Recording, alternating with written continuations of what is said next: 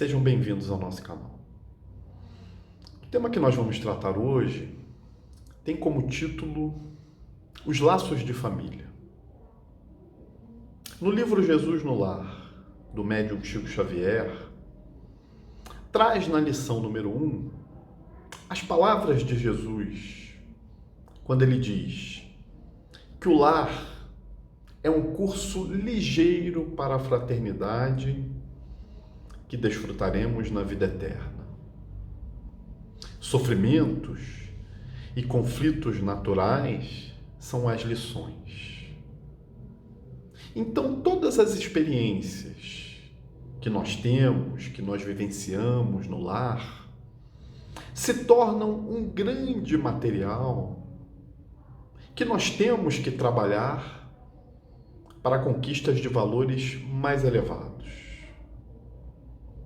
É claro, e nós sabemos que alguns de nós permanecerão rebeldes a essas oportunidades de reconciliação, de aprendizado, de reajuste, de desenvolvimento afetivo que encontramos dentro de todos os lares, por conta da dureza dos nossos corações.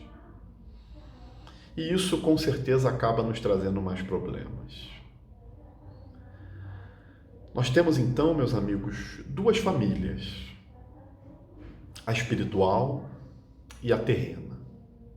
A família espiritual, ela é durável, vai se fortalecendo pela purificação e se perpetua no mundo dos espíritos. Já a família terrena, ela é frágil como a matéria. Se dissolve, se extingue com o tempo. E muitas vezes já se dilui moralmente na vida atual. Os laços de sangue, então, meus amigos, não criam, portanto, elemento de ligação entre os espíritos. Os que encarnam numa mesma família, sobretudo como parentes próximos, são a maioria das vezes espíritos simpáticos, ligados por relações anteriores. E essa relação vai se expressar sobre uma forte afeição na vida terrena. Mas mesmo assim, entre esses componentes, acontecem desentendimentos e até rupturas de relacionamentos, porque uma convivência de longa data em vidas passadas não é garantia de um entendimento perfeito. Os laços de sangue, portanto, não são os verdadeiros, e sim os da simpatia, os da comunhão de ideias, e são esses laços que unem os espíritos antes, durante e depois das encarnações. Por isso, meus amigos, não é incomum a gente considerar uma pessoa, às vezes, mais irmão do que aquela que é de sangue. O Espiritismo apresenta a família como um instituto abençoado, em que as criaturas humanas se reencontram com um programa de provas e algumas vezes de expiações.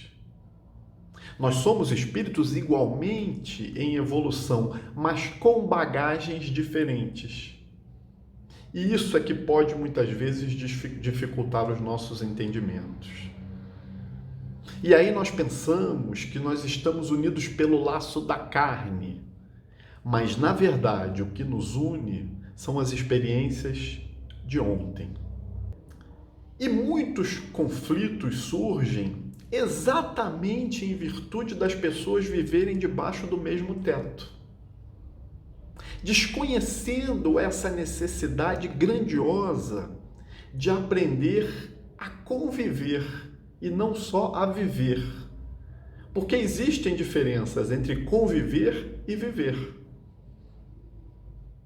O apóstolo Paulo nos ensina que enquanto tivermos oportunidades, façamos o bem a todos, mas principalmente aos da família de fé.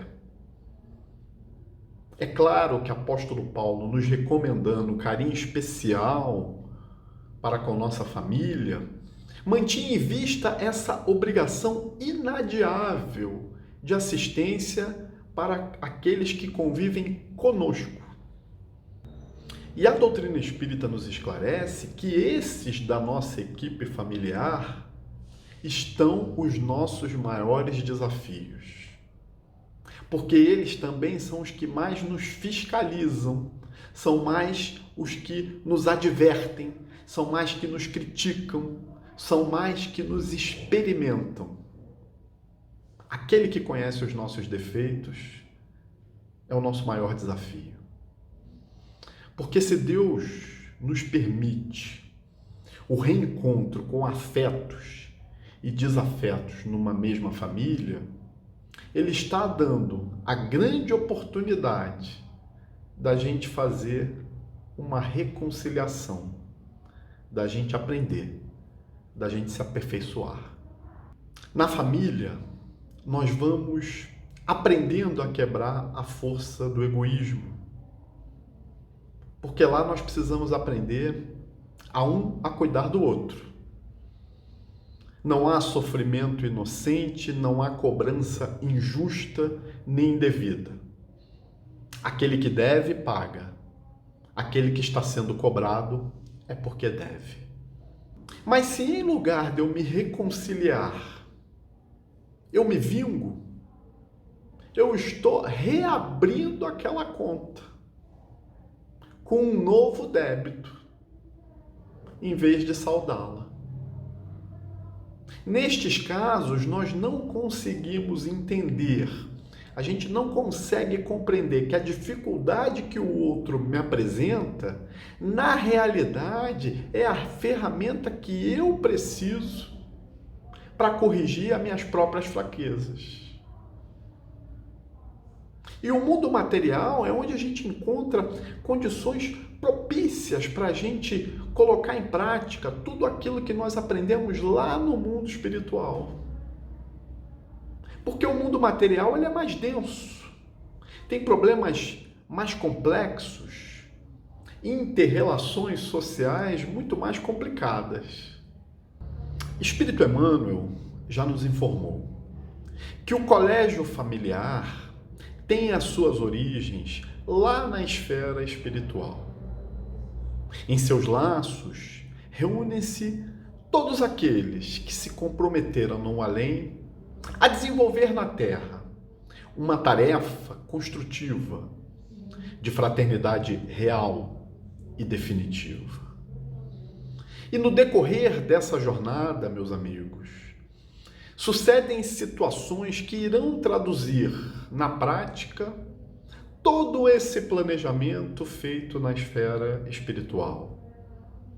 E aí surge o namoro, o noivado, o casamento, aquele clima de afetividade, a necessidade de respeito aos compromissos assumidos, os problemas que surgem no dia a dia, os pais amparando os filhos, mais tarde, os filhos amparando os pais.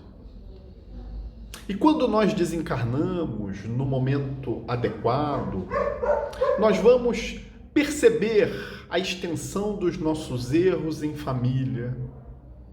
E a oportunidade muitas vezes aparece de reencarnar nessa mesma família para a reparação. E aí a gente ouve por aí muitos dizerem: eu não pedi para nascer. Nosso grande Divaldo Franco já respondeu, dizendo que realmente não pediu, suplicou e de joelhos. E Deus, com a sua bondade, atendeu. Só que nós esquecemos. A reencarnação, meus amigos, ela tem esse objetivo de fazer com que nós estejamos juntos daqueles que nos ajudem a superar as nossas dificuldades e para que nós possamos também ajudar a todos a superarem a deles. Desta forma, recebemos nossos filhos.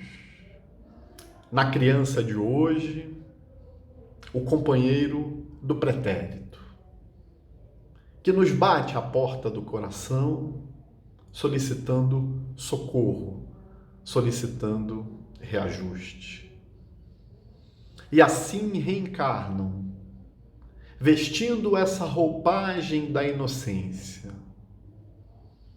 Cabe então nós pais observarmos esses reencarnantes com olhos amorosos. Precisamos, portanto, ouvir o que eles querem fazer, observar suas tendências, para que possamos orientá-los da melhor forma.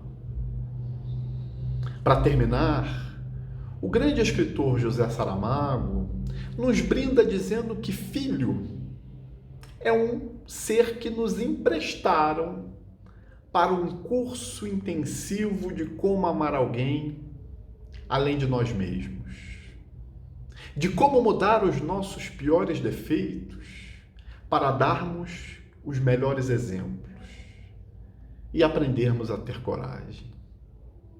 Isso mesmo, meus amigos. Ser pai ou ser mãe é um ato de extrema coragem que alguém pode ter, porque é se expor a todo tipo de dor, principalmente da incerteza de estarmos ou não agindo corretamente e do medo de perder alguém tão amado. Mas perder como? Não é nosso, recordam-se? Ele é apenas um empréstimo. Muito obrigado, meus amigos. Fiquem com Deus.